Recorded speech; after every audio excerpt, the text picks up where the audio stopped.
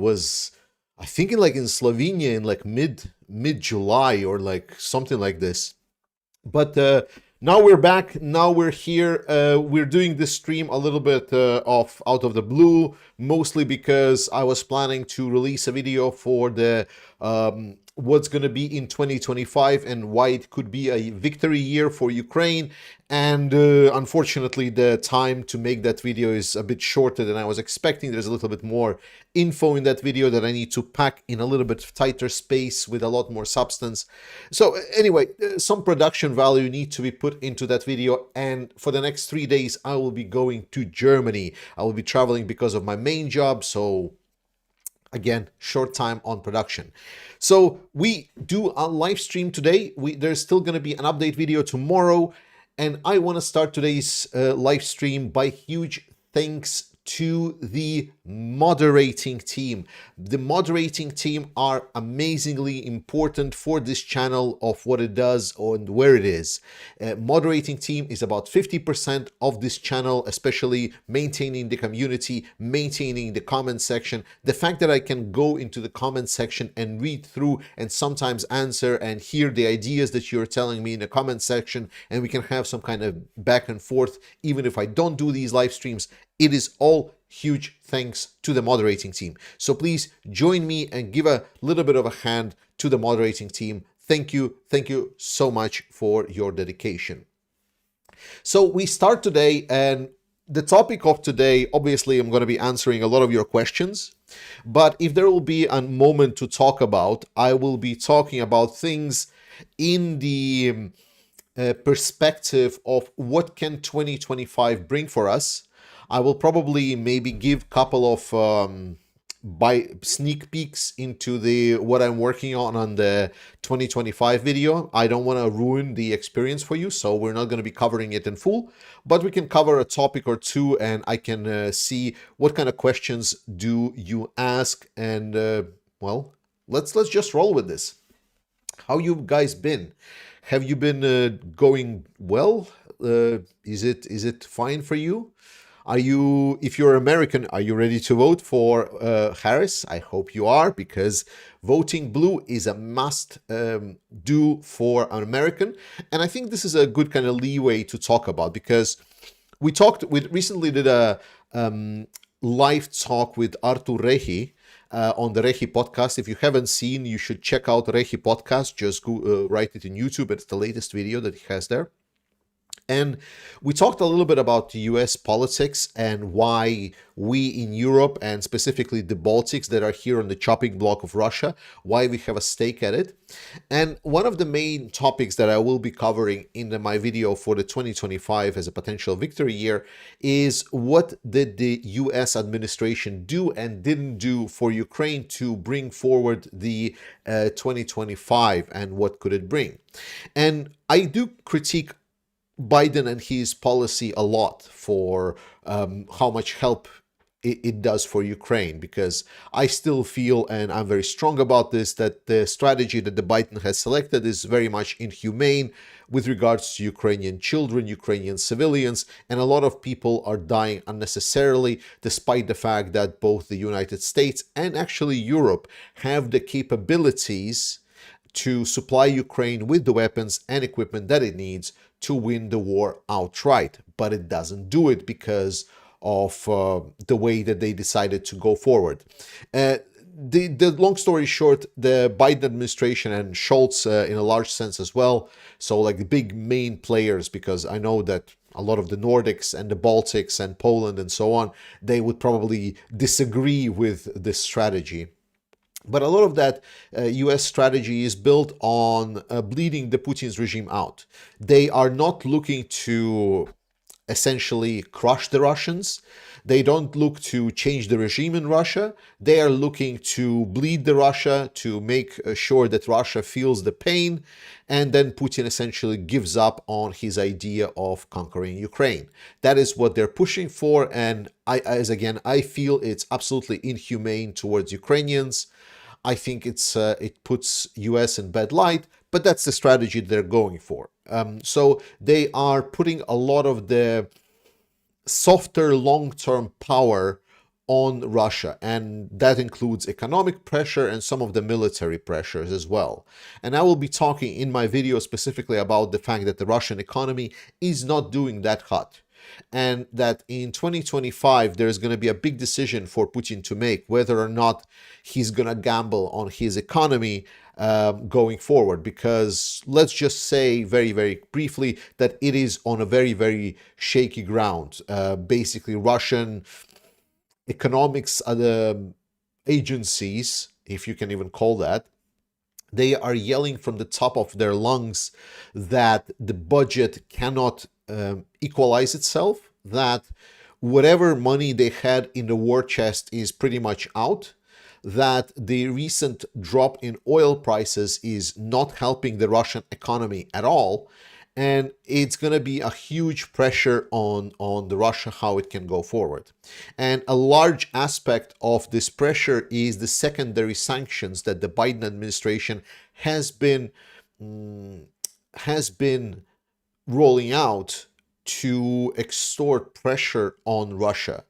And it has been working incredibly successfully, because Russia is losing markets, Russia is losing its ability to translate their oil that they're selling for relatively low prices already, to translate it to any kind of economic benefit. And essentially, it's going to be a big decision for Putin whether or not he wants to gamble with the Russian economy, or he would want some kind of a stabilization. I still believe that Biden, he wants some kind of a normalization with Russia. Again, this is not something I want to advocate, but the other guy is a complete nightmare. He just wants to give Putin everything that he wants and sell out Ukraine. That is like no strategy at all. That's just like appeasement, and appeasement, sorry, it's not even on the plate for a potential solution for this Russian invasion. It's not a solution at all. Capitulation is not a solution. Yes, so that's a little bit of a sneak peek, but let's go to the questions. So let's talk. We start with Travis talking about Ohio Oblast here. I've heard you have a problem with pets in Ohio. Do you have any good old school Latvian pet recipes? I mean, technically yes, because I know some people consider horses as pets. We have certain recipes, mostly coming from like mid-Asian dishes because of the Soviets, like they mixed a lot of these. So there is like some horse dishes that are there.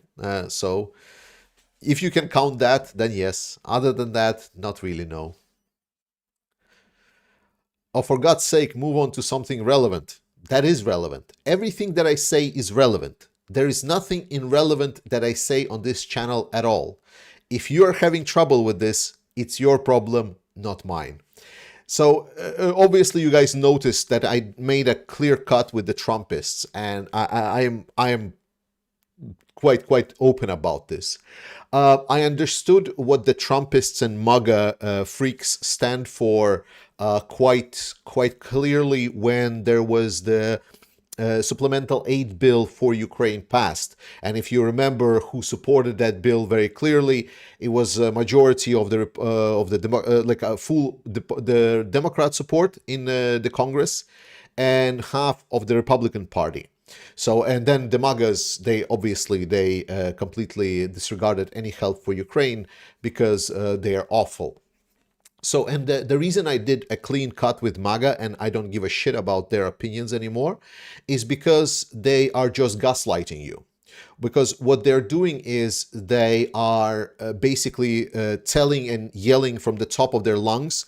They are being very loud keyboard warriors. They're typing every comment in every YouTube video how big of a supporters they are for Ukraine, how they're pro-Ukraine, how they are totally supporting Ukraine in every means possible. But then when push comes to shove, when there is an actual action needed to make sure that Ukraine continues fighting, that there is actual help, that they actually need to do something that depends on them, some kind of activity that would involve them doing something, At that moment, they completely flounder, and then they start typing all of the different excuses how all of this is irrelevant. Now, I'm not saying that there are not like people that are MAGA that have been helping Ukraine. Not at all. There are some individually, and some people are even trying to explain it somehow. But vast majority of them have mush in their positions with regards to Ukraine, and the only thing they're doing is gaslighting you into their positions. And what I've noticed is this is the same thing, that as soon as we have any kind of discussion, it's like, I am totally pro-Ukraine, but, and it's hilarious. It's complete nonsense, and I know for sure and for fact that all of the reasonable Republicans, even the ones that will be voting for Trump's because party comes first, I know these people exist. Even they understand that, yes, I'm voting for Trump, despite the fact that what he's doing for Ukraine because of the party politics in the United States. But at least these people are not typing then the comments about that, I actually support Ukraine and I think Trump is for Ukraine. No, these people understand that Trump's position on Ukraine is bad, but because of the US internal politics, they cannot vote otherwise. At least they're not trying to gaslight you. So that's why with the MAGAs and all of the people that are yelling about, how much they support Ukraine and how much I am alienating the MAGA crowd, fuck them. Vote blue, vote Harris. That's what I'm saying. And that's my relevant take on the U.S. politics. You're welcome. So I love Republicans, I love Democrats, I love everyone in this community that supports Ukraine. I am, like in US, that would be called one-issue voter. I'm a one-issue person. So for me, there is only one thing that matters right now. It's Ukraine. Well, it's like a combined thing. It's Ukraine in democracy at large. Like I think it's important to support Ukraine because that's the crucial question for democracy right now. And I'm not going to be gaslit by some assholes that want to talk about pets being eaten in Ohio by a guy that has third grader English knowledge that I am supposedly doing something wrong. Yeah, all of the corrections by my English, sorry, I watched the debate, I watched it fully. All of the corrections about my English not being good enough, seriously, you have a guy that can barely chain a sentence together running for president.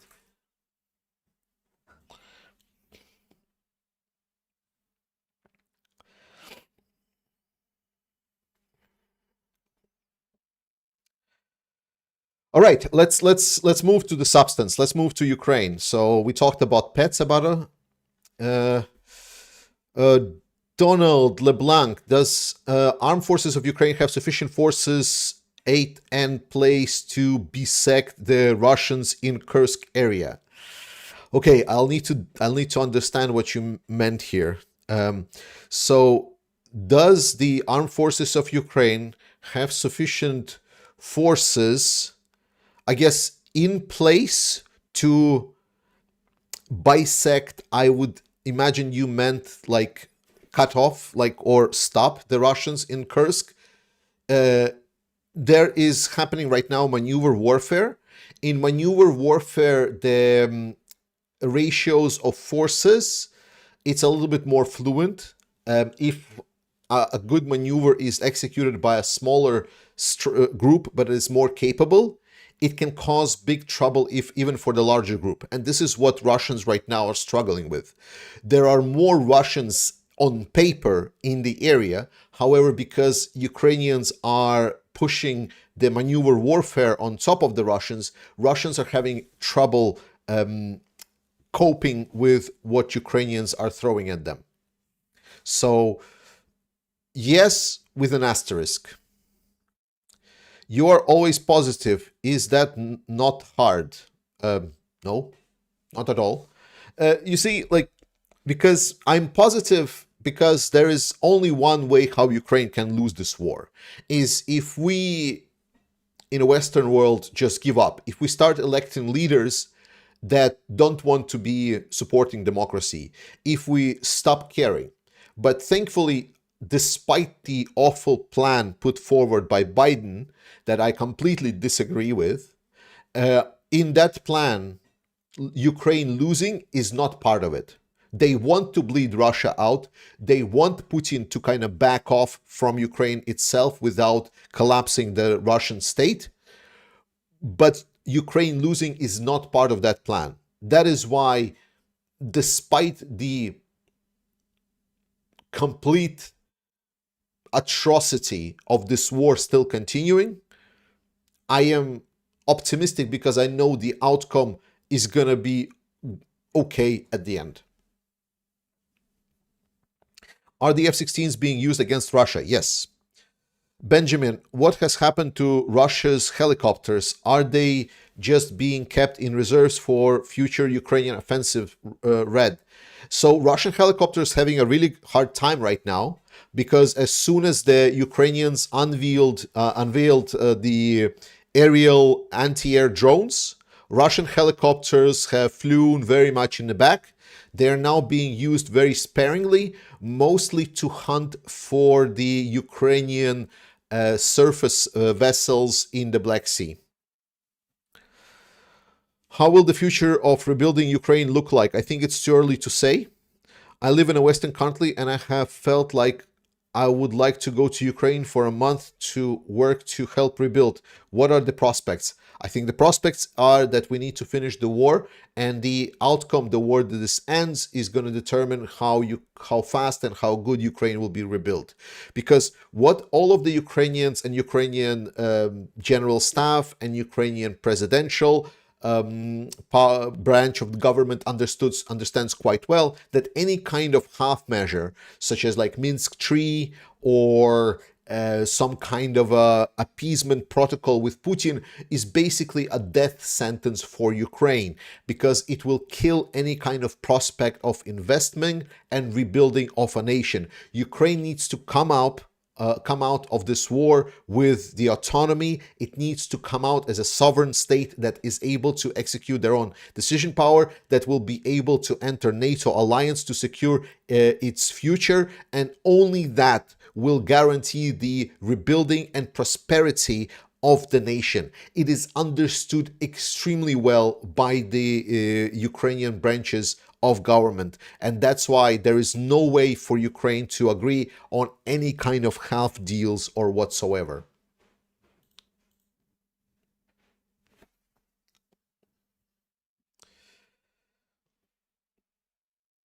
What has happened to any word of Baltic sending troops? No, not so far. The sending troops, unfortunately, has been killed by Biden and Scholz.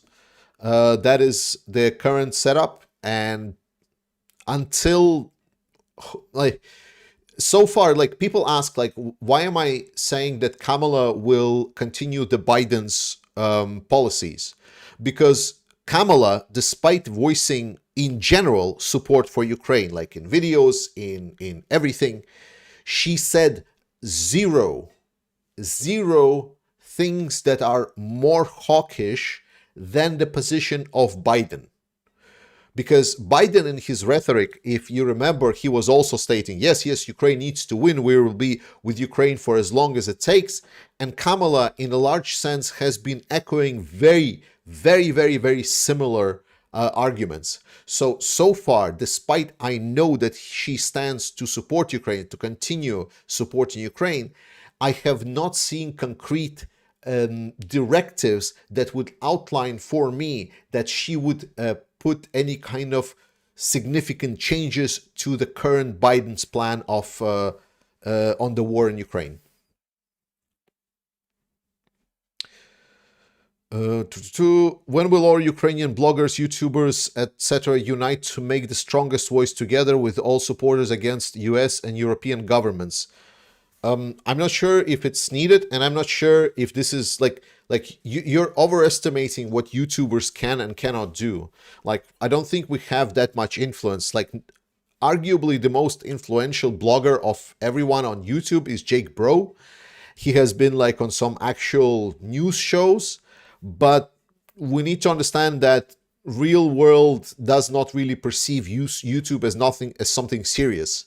Like YouTube like the world is still run by the boomers in a large sense. Like maybe not completely boomers like from Biden's generation, but still a lot of old folks for whom like all of these YouTube, social media influences and so on is nothing that is that serious. I know that for you it might be because you're following the alternative media, you're like a thinking person, but a lot of these politicians, they have been boiling in their political cattle for so long that they don't really care about any kind of voices or opinions from outside their perspectives. They care for the public influence, and that's how YouTubers can technically influence the politicians. But I'm not sure that YouTubers need to come together. I'm not sure if it's going to be beneficial. If anything that I've seen from pro-Ukrainian YouTubers coming together, it hasn't brought major contributions to Ukraine. I've seen people working individualistically, delivering great results for Ukraine. I have seen like from time to time cooperation, but coming together as a one single super organism, I don't really see that working. I think people, like the benefits of YouTube is that people choose what they like. People that are watching me, they're not watching someone else. And people that absolutely hate my guts, for example, because like they are supporting MAGA, but they're still pro-Ukrainian and they cannot look at my face and continue watching my channel and what I'm saying, but then there was listening to someone else. It's fine. Like we don't need to be as a single organization. I think we're doing a great job and we're filling a lot of that middle ground that needs to be filled that bigger organizations and governments cannot do.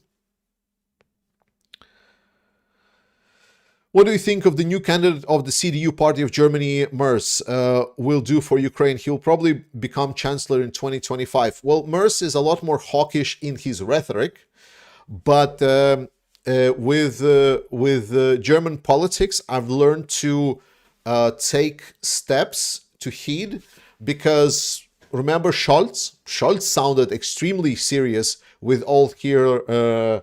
What was it? The change of narratives or something like the Zeit something. Sorry, German word I cannot pronounce it. The change of perspective for Germany, and we all read the recent articles that were stating that it was a complete failure. So I like his rhetoric. I think his rhetoric is better than the one of Scholz, but we'll see. I'm not taking sides for now.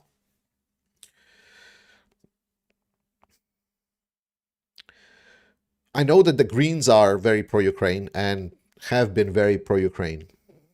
And I think they have actually proven their track record more or less.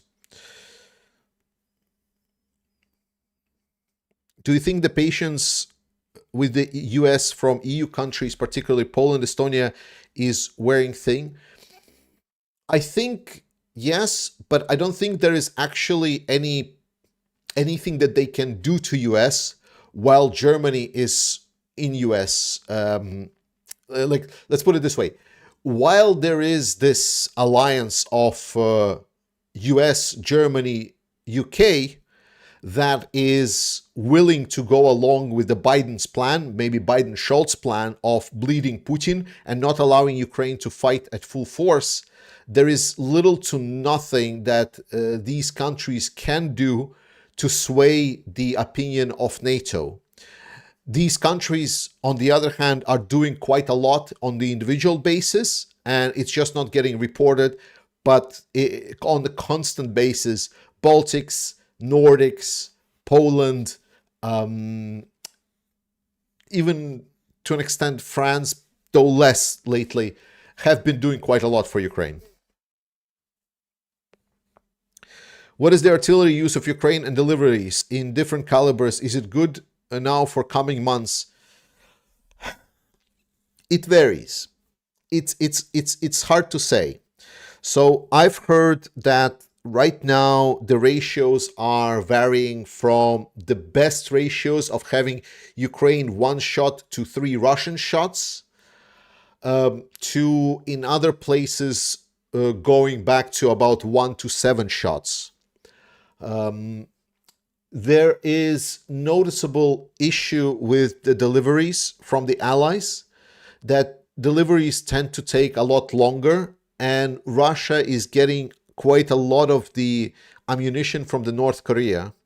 So they're able to sustain, together with significant use of the aviation bombs, they're able to, even with the ratios that's used to, like for example, before the aviation bombs became such a huge problem, having 1 to 3 ratio was actually beneficial for Ukraine. Ukraine was able to hold back the Russians and actually even inflict more damage to the Russians than before. Now, even with 1 to 3 ratios of artillery, the aviation bombs just have the impact that Ukraine has nothing to respond with to that. So aviation needed to be taken out. It is a huge problem, and I think it's one of the worst mistakes that Biden did in this war, by just tying the Ukrainian hands behind their back. And I've heard all of the arguments. Don't get me wrong, this doesn't come from the place of ignorance. I've heard of all of these arguments that's like, no, no, no, if Ukraine will use these long-range targets, then it's going to be the NATO countries that would need to be then doing the intelligence, that will need to be putting in the targeting information into these missiles. So that would mean that the NATO will be directly involved in a war with Russia. Complete bullshit, absolute nonsense. It has no standing whatsoever. It's a talking point, the same talking point that we've heard 1,000 times before, about how the Allies can, for example, supply weapons to Ukraine and can only supply non-lethal aid. It's the same thing that's saying that, like, oh no, we cannot send the tanks to Ukraine because that would be a huge escalation. It's a non-point. We've played this game many times. It's our own red lines that we are drawing ourselves, that we are not willing to cross ourselves. It's a mental block that we are putting for ourselves, and our own politicians are trying to sell us. That is not happening in reality. It's been happening time and time and time again, and it's always been the same thing. There is no red lines. There is none. Like, it's only us stopping ourselves and stopping Ukraine. There is no red lines. It's bullshit. I cannot emphasize this enough, because my frustration is when people start really explaining me this and stating it's like, no, Georgie, you just don't understand. The previous times, it wasn't like that. And it's exactly the same that they have been telling me all the previous times. It's just people have like a goldfish memory, like stating that when we were asking for the tanks to be finally sent to Ukraine, that it wasn't the arguments that's like, no, this is like overstepping it. That as soon as there's going to be NATO armored equipment, it's going to be just like complete NATO participation in the war, because it's going to be our trainers that are going to be training Ukrainians to fight in these vehicles. So it's going to be direct participation in NATO. And everyone is pretending like it's not. And that's what's frustrating. Like, I've explained to you time and time again that one of the major things that I hate the most is when I'm being talked at like an idiot. And I'm absolutely dismiss all of these bullshit excuses that have been said time and time and time again, and have been proving wrong time and time and time again. So, sorry, not sorry, I don't buy anything about the red lines.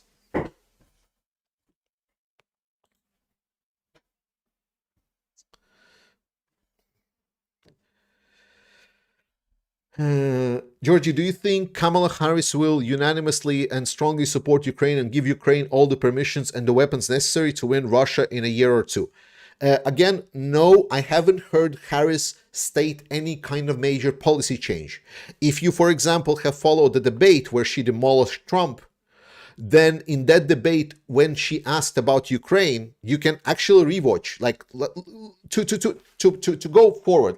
Actually, let's do it all together. Why do I say something? Let's just watch it all together, and you exactly will understand what I mean. So now that you have this in mind, this perspective of what I'm stating about so Kamala, Trump, debate. Anyone can find a time code for when they talk about Ukraine. It was someplace around. Let me see. I need my headphones. Let's just do it live because I think that's the fairest thing to do. Okay.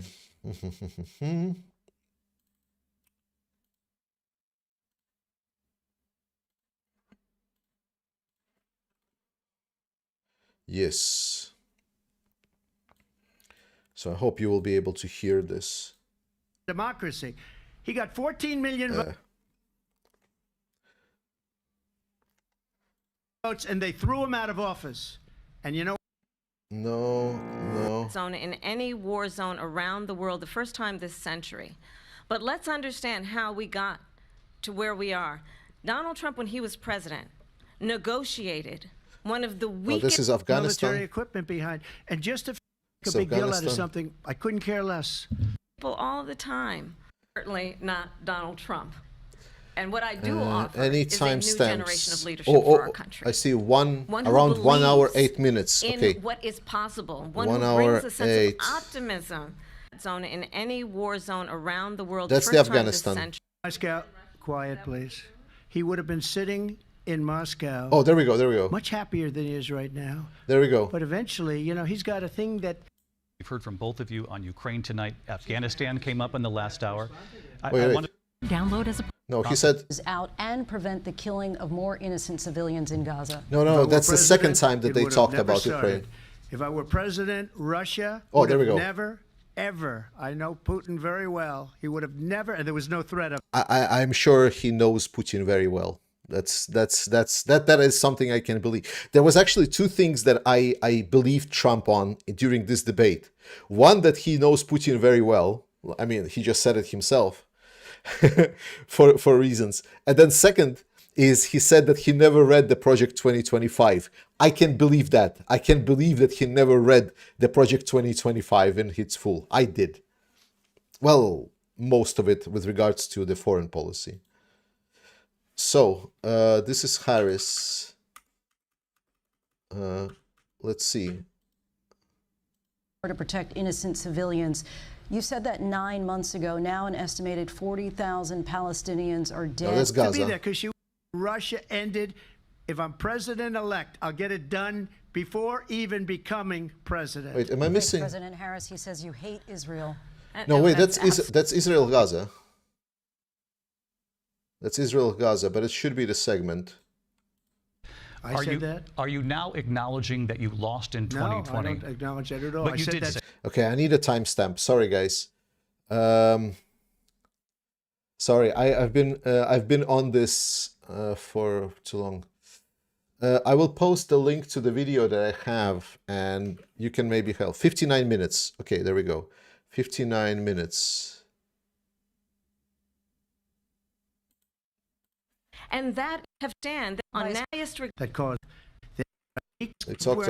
In Philadelphia, back at historic No, that's ABC News 15. presidential debate from the National Constitution. Or Hezbollah or years of terror. No, 59 minutes. They're talking about the Hezbollah and the Israel question. So I posted the link to the video. So if you can find that, that will be super helpful. Yeah, I don't want to find a clip because a clip might be not to the point. 59 minutes. I already checked 59 minutes. You don't need to post again. love letters with Kim Jong-un. Yes. Ah, it's right after they came back from commercial. Yes. Okay.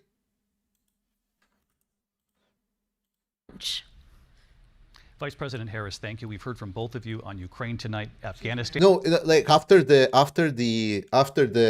how do you say?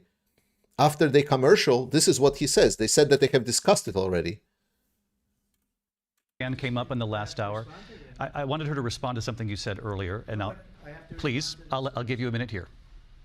Putin would be sitting in Moscow. Yeah, this is when they come back to Ukraine again. They talk about Ukraine 2 times. First, they talk about that segment about Ukraine, and that's when Kamala is actually asked about her stance on Ukraine. And then they come back again, and then they talk about how Trump is a big friend of Putin. He brags about knowing the Putin very, very well. No, no, no. So it's not 59 minutes. It's something else. The Trump was also grilled on Lost by a whisker. Oh, wait. They have the comments in the questions. Coming under attack.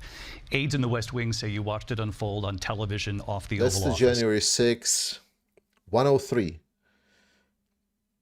103 is again, guys, I don't understand. 103 is okay. We are misunderstanding. So 103 is right after the commercial. That is the second time they talk about Ukraine, not the first time. So the first time they talk about Ukraine, wait, is it here though? I want to ask the Vice President, do you believe you bear any responsibility? No. Like the one, it is at 108. It cannot be at 108 because it's 103. They already talk about the second time at Ukraine. This is crazy.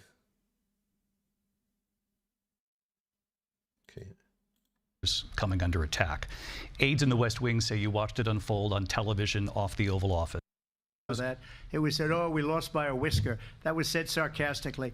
Look, there's so much proof. All you have to do is look at it, and they should have sent it back.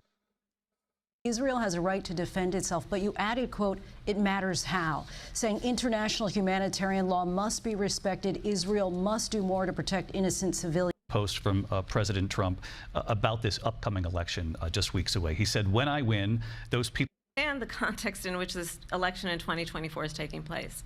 The United States Supreme Court recently, let's talk about extreme and understand the context in which this election in 2024 is taking place.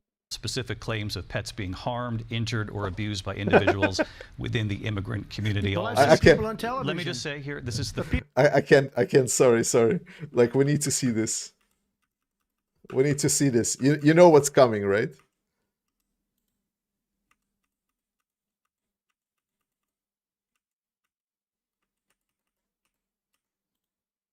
Like to respond. Let me just ask though, why did you try to kill that bill, and successfully so? That would have put thousands of additional. Leaving people don't go to her rallies. There's no reason, and then showing them in a different light.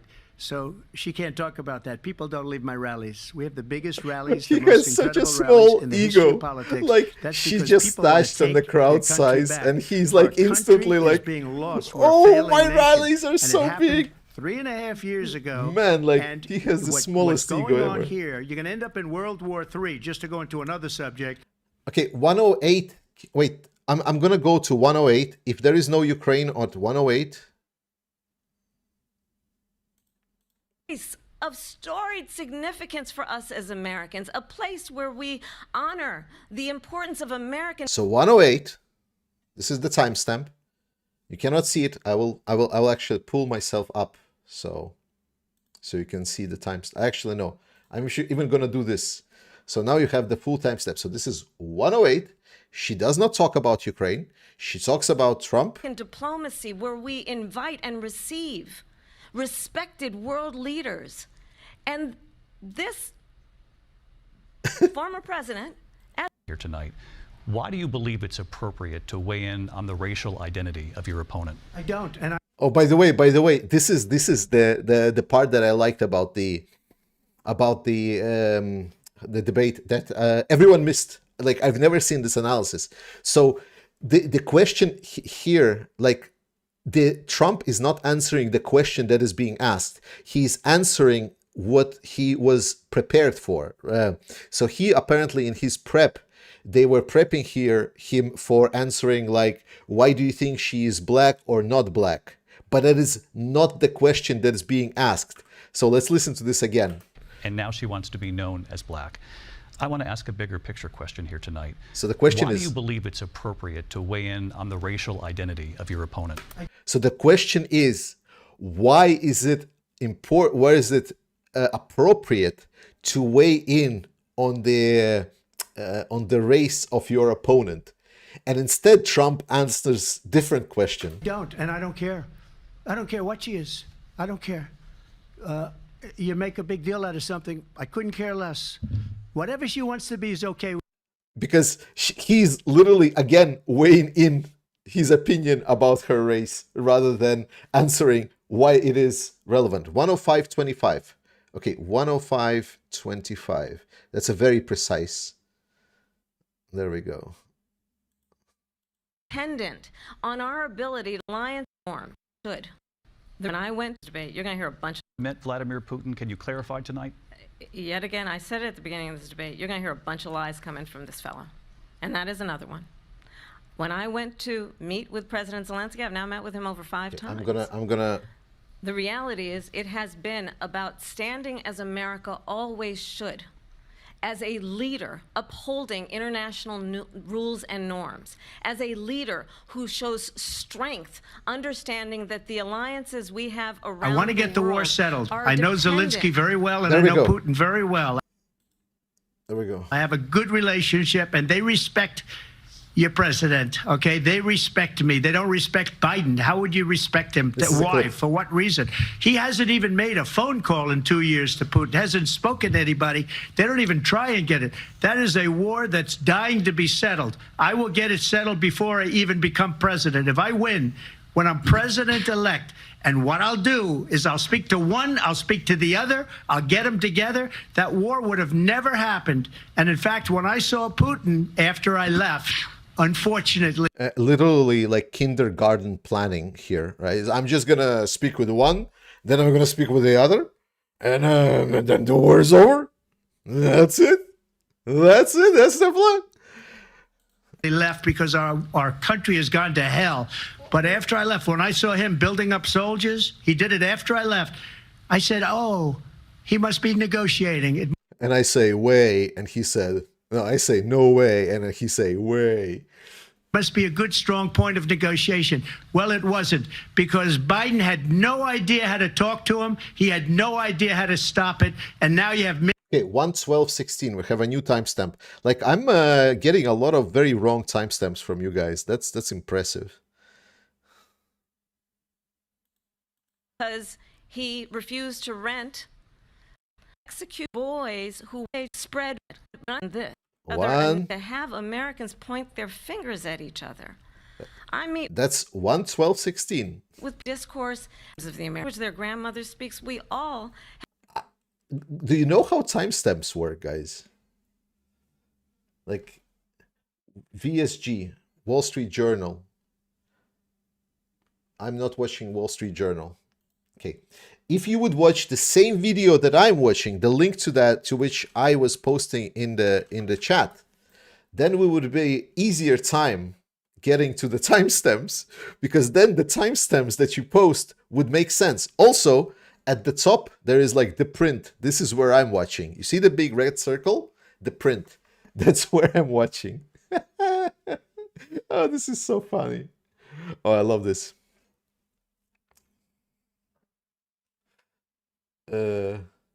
Wall Street Journal. Okay, let's see if I can find Wall Street Journal, because we have, I'm pretty sure it's going to be wrong, because it's been wrong non-stop. Debate. Wall Street Journal debate. There we go. So debate, Wall Street Journal, 1/12/16. that are being used. War. And I want to ask you a very simple question tonight. Do you want Ukraine? Perfect. Thank you. Thank you. Yes. Yes, Ohms. Thank you so much. And thank you for clarifying that it was Wall Street Journal. Yes, this is the question about Ukraine. So here, let's before we get to Harris, let's listen to Trump and just how non-answering he is. Like just to explain. I mean, okay, I'm preaching to the choir. You guys know what he's gonna answer. It's like, I would solve this. To win this war. I would solve this. Oh wait, but he's not gonna answer. I want the war to stop. Yeah. Yeah, where to stop. I want to where to stop. Yeah, it's going to be helpful. Okay, let's move something that's more relevant to the Harris.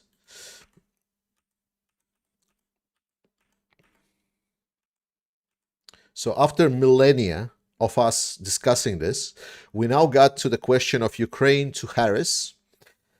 And here, this is what I was telling you about. So Harris so far haven't said anything about her position on how she stands for Ukraine. She says she supports Ukraine. We know that.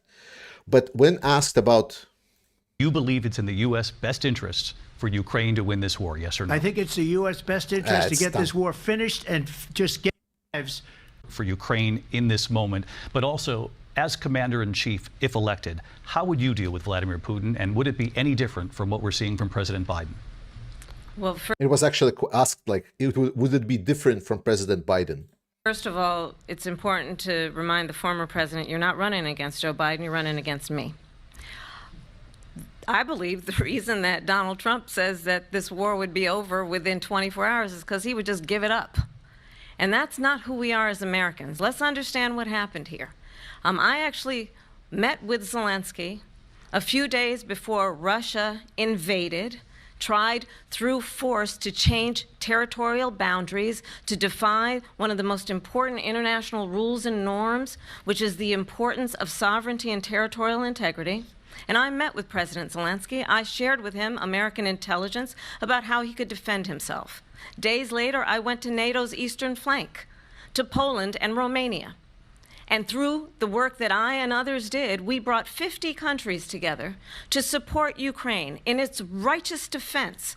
And because of our support, because of the air defense, the ammunition, the artillery, the javelins, the Abrams tanks that we have provided, Ukraine stands as an independent and free country. If Donald Trump were president, Putin would be sitting in Kyiv right now. And understand what that would mean, because Putin's agenda is not just about Ukraine. Understand why the European allies and our NATO allies are so thankful that you are no longer president, and that we understand the importance of the greatest military alliance the world has ever known, which is NATO.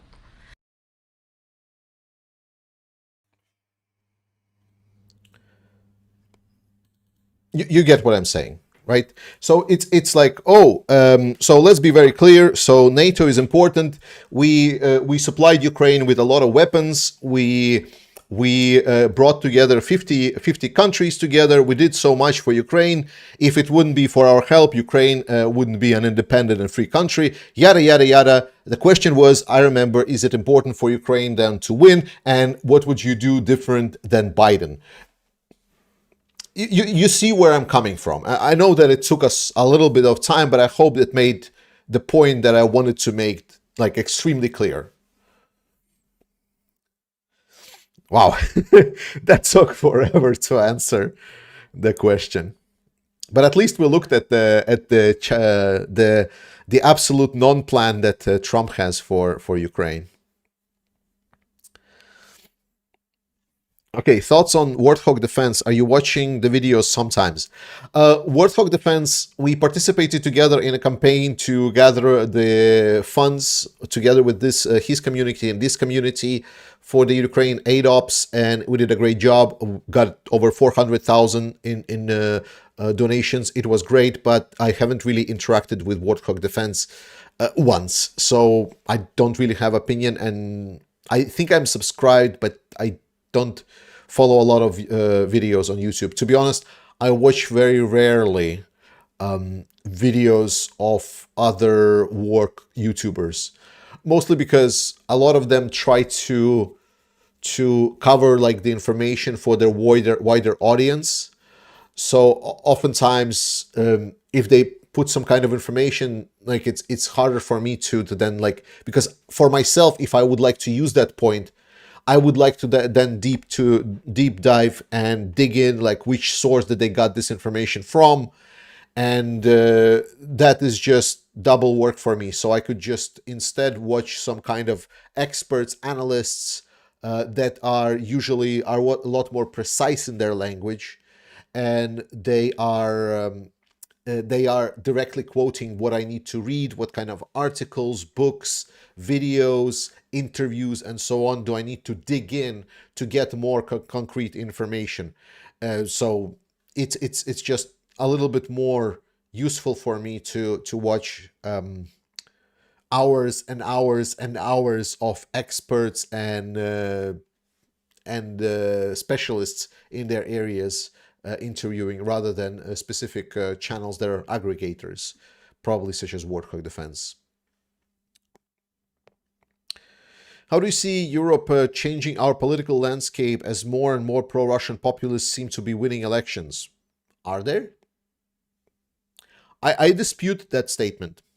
I dispute the statement that pro-Russian populists are winning elections. I thoroughly dispute that. We need to understand where. Like, where are they winning? Germany? Well, for the last how many years Merkel was in charge of Germany? Was she not pro-Russian? Was she not? What was the attitude of Merkel to Russia? Can you remind me, please? Because my memory is a bit shit.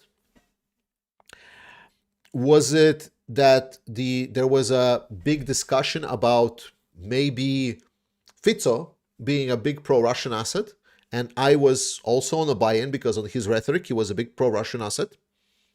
But then he's like, yeah, but you know, we can still supply and sell stuff to Ukraine.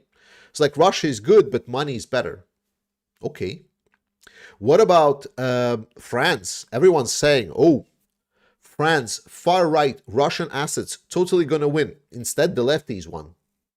Now there is like a whole shit because Macron is trying to hold on to power, which I don't support. I support democracy. And democracy was very loud, and they expressed very clearly to Macron where they stand. So I do not support Macron's current action, despite everything. Despite everything. Was it maybe in Serbia? Serbia, that has been selling weapons to Ukraine for like over a year now. So when those statements, white statements are made that, or maybe like it's Hungary, where in many decades right now, Orban actually have a political opponent that is strong enough to challenge him on the political stage. Where is it? Is it the Nordics that are completely radicalizing against Russia? So I don't feel that the statement that more and more pro-Russian populists seem to be winning elections is true. I do not feel that data supports that. Absolute majority of Europe supports Ukraine. Absolute majority of votes that the population in Europe has given, even in the latest European Parliament election, was for the centrist or center-left or center-right parties. Those are not fringe parties. There are certain problematic areas that we're having, but I attribute these problems to the years of half-ass non-solutions by the corrupt and shit political elite that grown up on our democratic areas. We as a voting electorate, people that vote, became complacent. We thought that because the Second World War is over, we now can just relax, enjoy our time, and not involve ourselves too much into the political aspects of what our country stands for, what it doesn't stand for.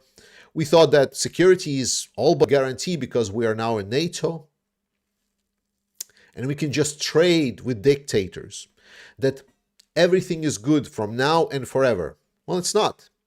Turns out that if you want your country to actually defend yourself and actually have a state in the world stage, then actually you need to have politicians with a backbone that can actually defend it.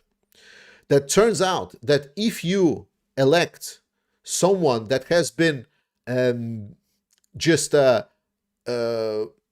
hippie peace guy that says just like let's just there be peace in the world, or you elect a person that says let's just go and trade with dictatorial powers even despite the fact that everyone else is saying no, you should not do that because we know better, like the Baltics or Poland, everyone's stating to Merkel, do not trade with Russia, they will use the energy as a weapon, and then Russia starts using energy as a weapon, and then it's like, How did this happen? No, it's a rough awakening for every one of us that we need to be more involved in politics, that we need to make sure that we participate in what our countries are doing and what is the stance of our countries, that we have sleepwalked into the hands of despots and dictators, openly fighting the war to our neighbors and openly stating and threatening us, stating you are next and there is nothing you can do about it. And instead of standing firmly and responding, we elected the political elite that is now, ooh, please no, let's not have war. We corrupted the message never again after the Second World War.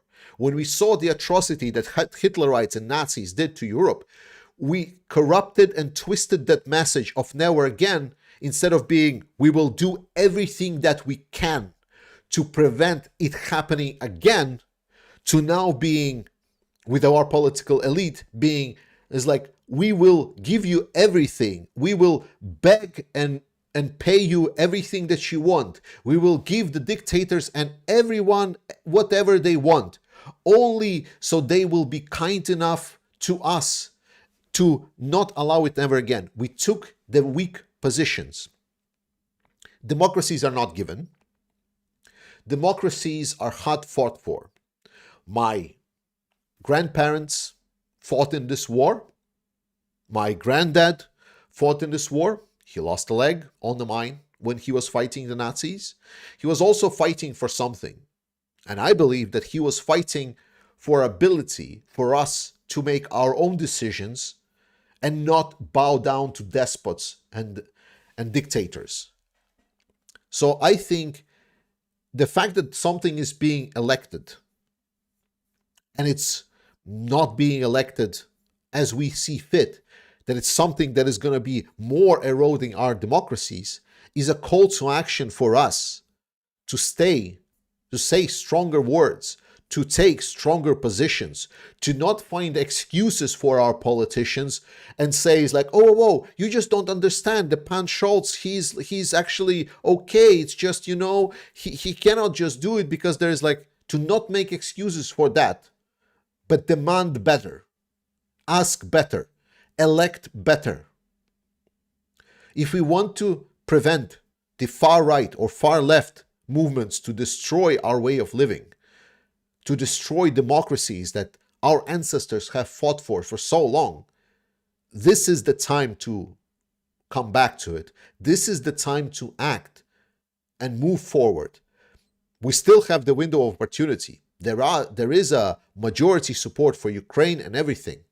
But to do that, we need to do concrete action. And the most concrete action that we can take right now is to make sure that Ukraine wins, because that will define the world that we're going to be living in for the next coming decades.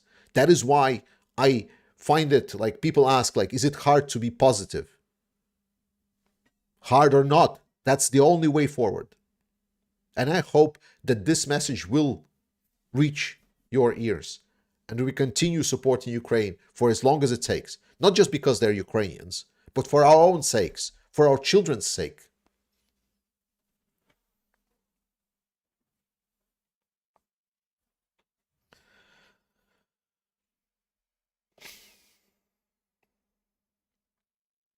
Mario Slau, am I the only one who gets disconnected every minute and has to refresh the window?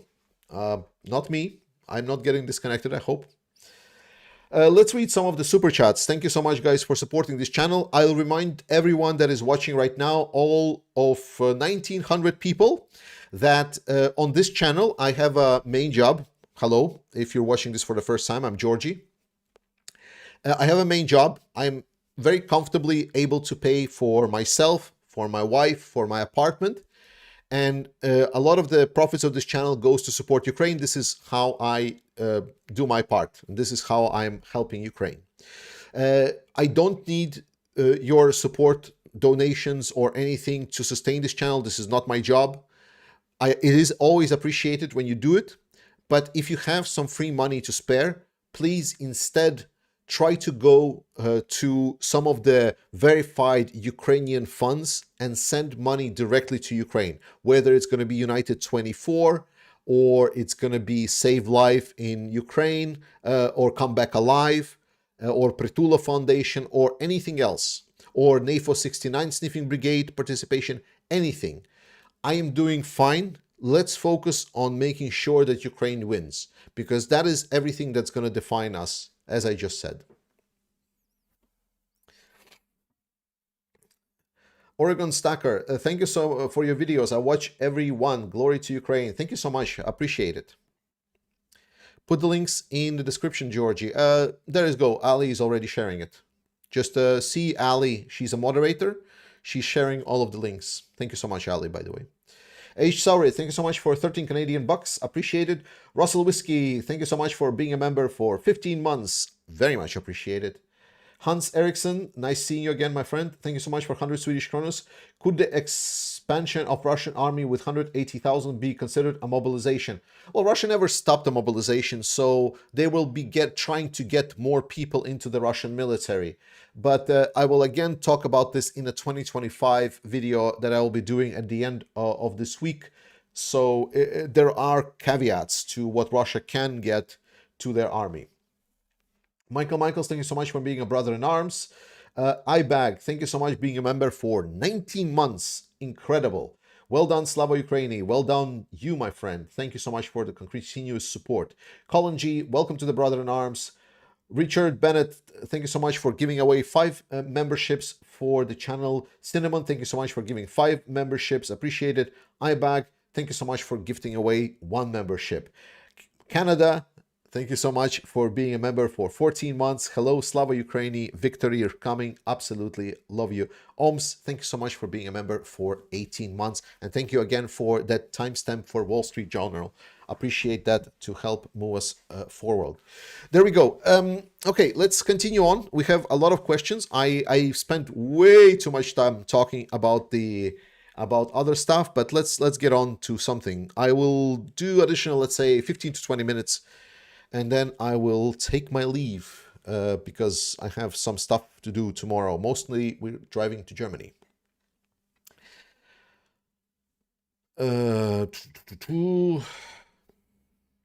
Some irrelevant question about Matt Gates. Whatever. Can I donate for the Dragon drones? I mean, Dragon drones are not particularly different. Like, it's just a modified FPV drone. So if you're donating for drones to Ukraine, there is a good chance that once they arrive, Ukrainians will just modify them to be the Dragon drones. I don't think it's a different type of drones. So Dragon drones is just modified FPV drones. Are the troops still being trained outside Ukraine? Yes. What are the legions of conscript dodgers forming? What are these legions of conscription dodgers forming units? Anything to this? Conscription dodgers forming units? Nothing that I've heard so far.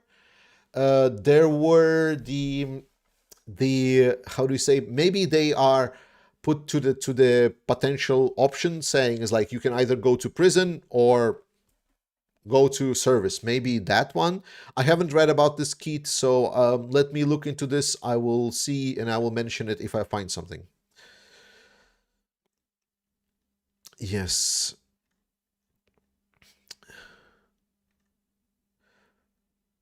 Okay, I missed a lot of questions. I asked before about the eventual freezing of the same river. Crowdsource answer: 1 support vehicle, start moving snowmobiles. I think you're, Thomas, I think you're putting too much effort in what Ukraine specifically wants to achieve on Kursk. I don't feel that it is particularly in the Ukrainian interest to go deep into Kursk region.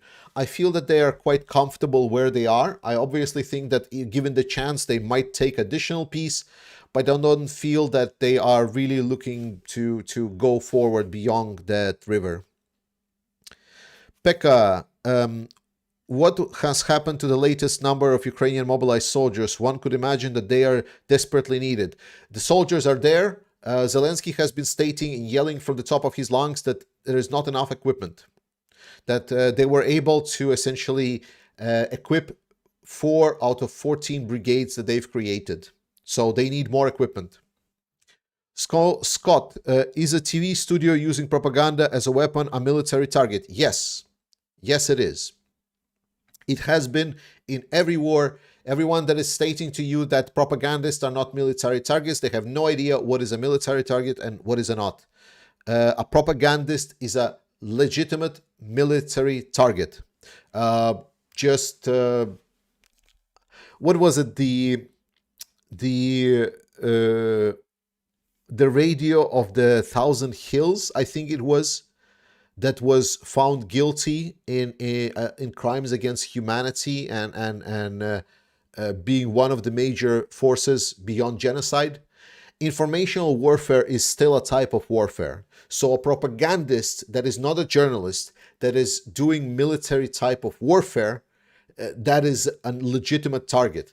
Technically speaking, I would be also a military target because I am supporting Ukraine. I am gathering funds to Ukraine, and I am, well, I'm not like on a payroll on the government, so I'm not a combatant in a say. There are like enough of the gray areas that could technically legitimize targeting me or any other volunteer or a supporter for Ukraine.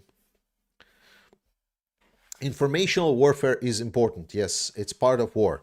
Despite me not really doing war, but I do send money to Ukraine. So it's a very, very gray area.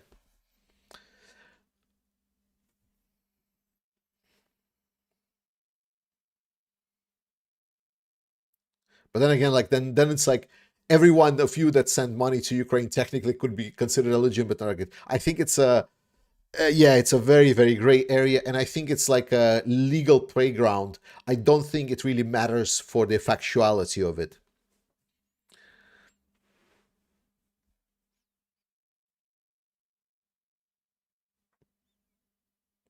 How do you deal with frustration about Western politicians? I do stuff. Like the best way to deal with frustration is act. Like, because when you do something, you don't feel as bad. You feel that like maybe you're frustrated, but at least you're trying to do something to change it. So, for example, if you don't have the funds to, for example, donate, for example, my takeaway, how I do it, I donate to Ukrainian drone squads, and then I see from these squads like the videos of how they're blowing up Russians. That's my how do I get my knack off, so to say. I'm already twisted a little bit in the head in that sense. But if you don't have the funds, or if you don't like the war gore or something like this, then you can always just write your direct representative, your European Union representatives, your direct politician, even your mayor of your city is also relevant. Just stuff like that really helps. Participation in some kind of charity work that doesn't cost anything, just dedicate some times, gathering some clothes, some equipment, packing some stuff for refugees in Ukraine and stuff like that. That really helps. It helps you take off some of that pressure, because a lot of that frustration against the politician is the fact that like you want to be in their place and do something about it, because you're looking at there and saying it's like you have the power to change, to do something, yet you do nothing. And that's how at least I find it useful to cope, to transition my frustration into actual benefits, tangible benefits.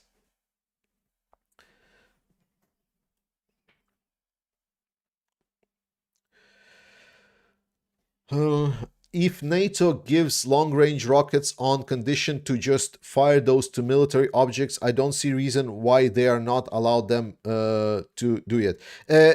It's all bullshit. Like has not been a very serious excuse once given. Like all of the excuses are complete garbage. Not a single one is relevant. The only thing that they're saying is like, oh, we just don't want to escalate. The escalation management protocol. It's so freaking dumb.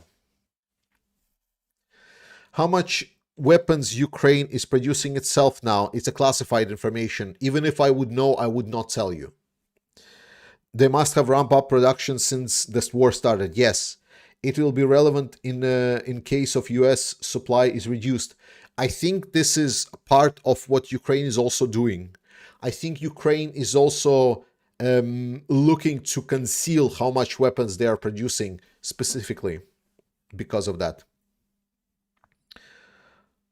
Bargimanos, what is up with the few billions left for Biden to spend before October 1st? Well, that's a good question. That is a question that you should write Biden about. So Biden has, like, if you don't know, until September 30th, Biden has time to spend the $6 billion of presidential drawdown authority. It's the money that's been already allocated to help Ukraine. It's just for Biden to say, we are sending equipment for the total cost of $6 billion to Ukraine, and then send that equipment. The good news is that after it can be appropriated somehow. There's, I'm sorry, I'm not gonna have the precise word, but if the Congress either votes on it or extends it or something, then that money can be prolonged in a longer term. But in my perspective, there is no reason why it should be prolonged. There is no reason why that money that is already allocated to help Ukraine should not be spent to support Ukraine right now.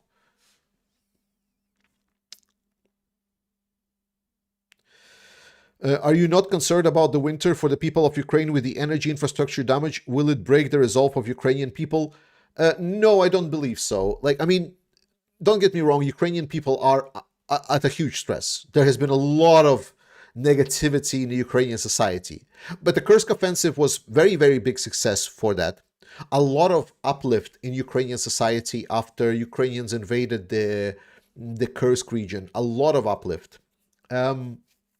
Beyond that, we need to understand that Ukrainians are a lot more prepared individually for this coming winter.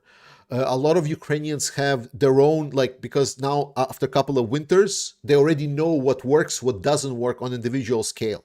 So a lot of Ukrainians have individualistically have already prepared, they purchased their own electricity generators and so on. But there is still also certain power that Ukraine is having. Like, while about 80% of the electricity network has been destroyed by the Russians, there is still at least 20% of it. And beyond that, Ukrainians have been living with power on off for a while now. Plus, they have been individually preparing their houses. So they are quite ingenious, and they also are fully aware that the coming winter will be hard. There have been messages that have been stating for this whole year that everyone must be prepared.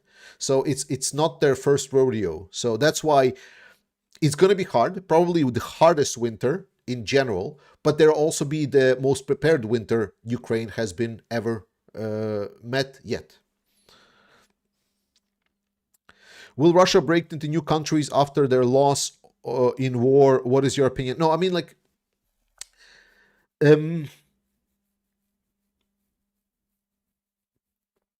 I don't care. Like, it's a question that has been asked, and to be honest, I don't care, because my position has been always clear. I would not want anything better for Russia just to be a normal fucking country.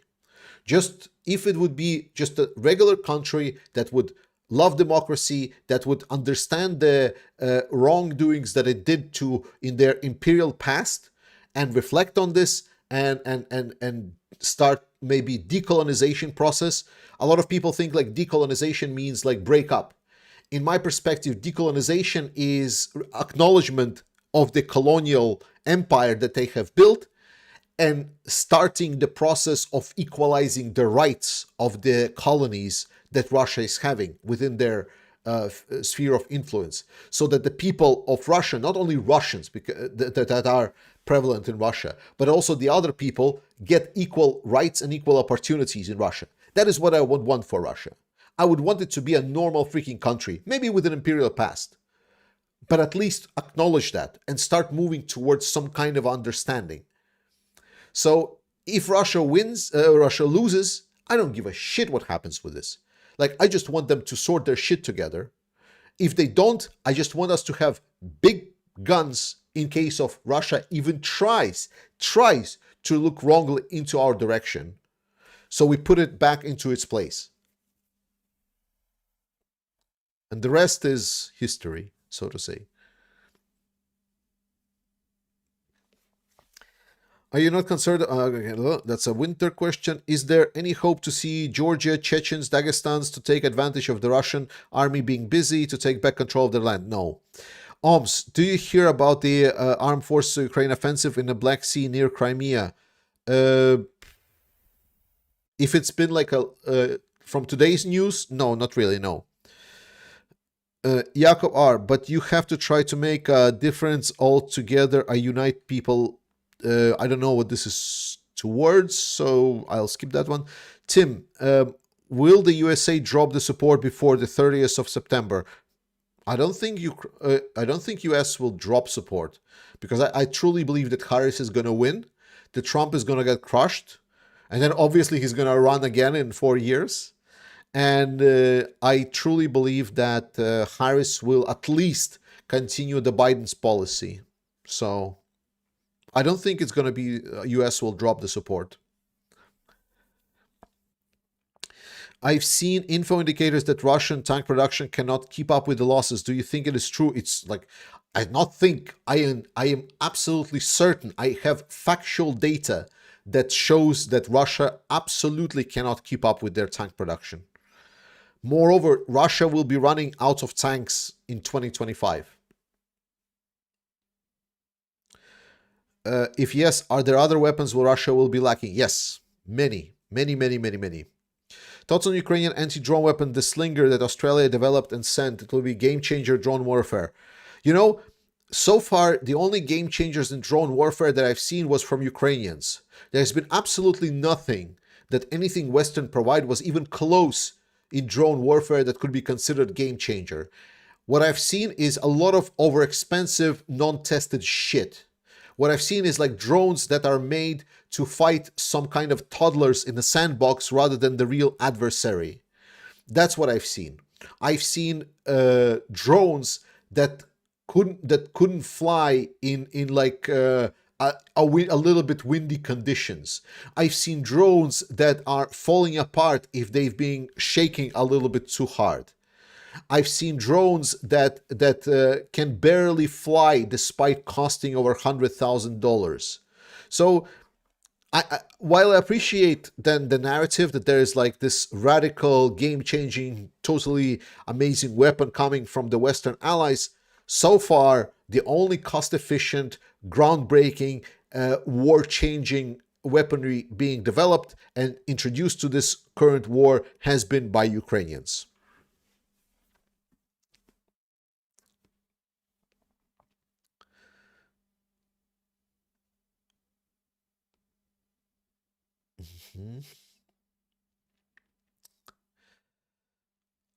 I love the question. Keith asks, how much? That's a good question. I don't know what he meant.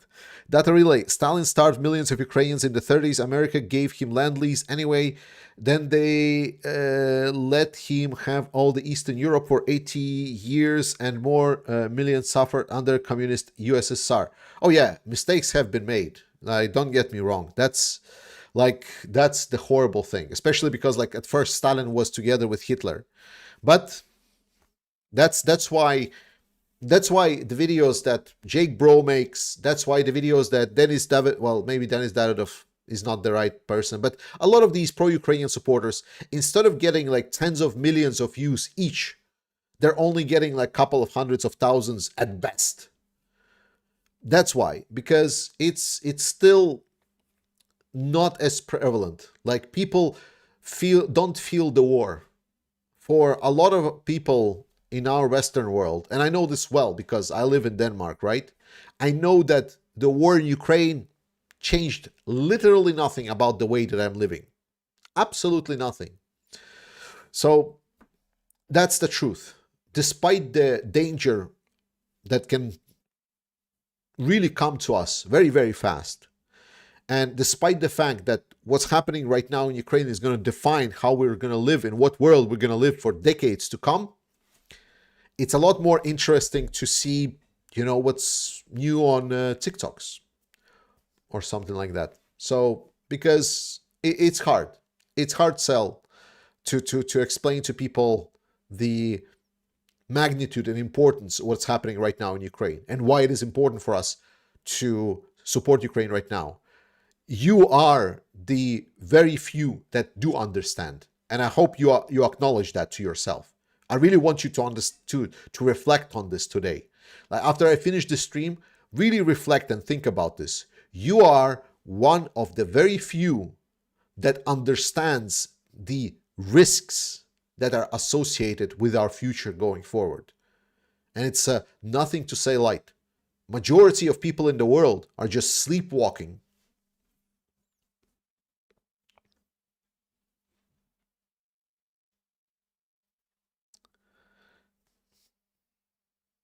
Okay, I need to find some funny question and then I'm going to end up. You usually guys ask some kind of questions like there's some nasty about some dick jokes or something like this, and then I can finish on the high note.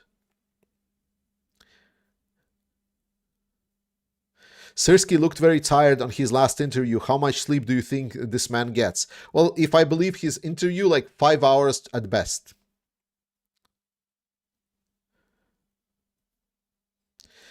Must I buy something to get noticed? Typical EU greed or what? No.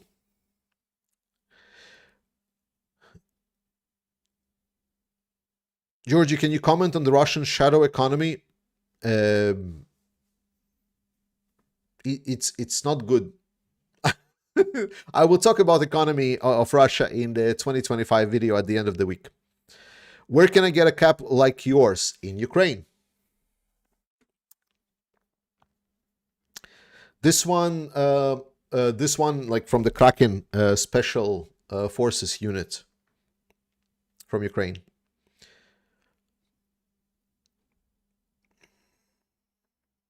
Okay, come on.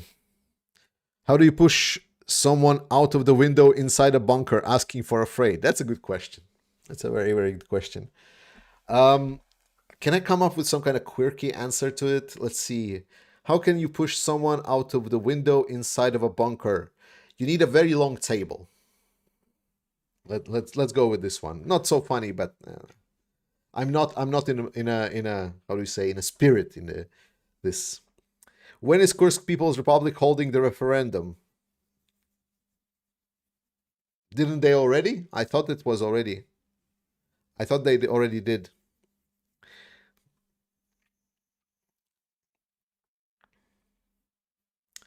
How far should Ukraine push into Russia via Kursk? I think towards Kursk would be beneficial. I think sieging Kursk would not really be nice. I think like because you know big cities is always a problem. Big cities is a big logistics and defensive hub. So while you kind of want to take cities because it provides a great logistic hub, taking the city is a big effort. And it's an effort because it pays off, because you have this big logistics hub where you can store a lot of ammunition and you can attack the enemy really, really nicely. So if Ukrainian military reaches Kursk, then they essentially put themselves in a very nasty position where the Russian supply shoulder is very, very short, and then they can use a lot of the weapons right away. So I don't think pushing towards Kursk is a very good idea. Okay, let's wrap it up, guys. Thank you so much for watching and being here with me today in this fast stream. The regular update for the video is coming tomorrow, hopefully. If not tomorrow, that means I was just too tired from my road trip, and instead it's going to be Thursday. Then hopefully Saturday, Sunday, I will release the Ukraine 2025, the 2025 video about the war, how it can end. And the regular update should be also Sunday, Monday, something like this. At least that's the initial plan that I have in my head. In all case, thank you so much for watching. Please continue supporting Ukraine. That is what matters. Ukraine matters. You matter. I love you, and I'll see you next time.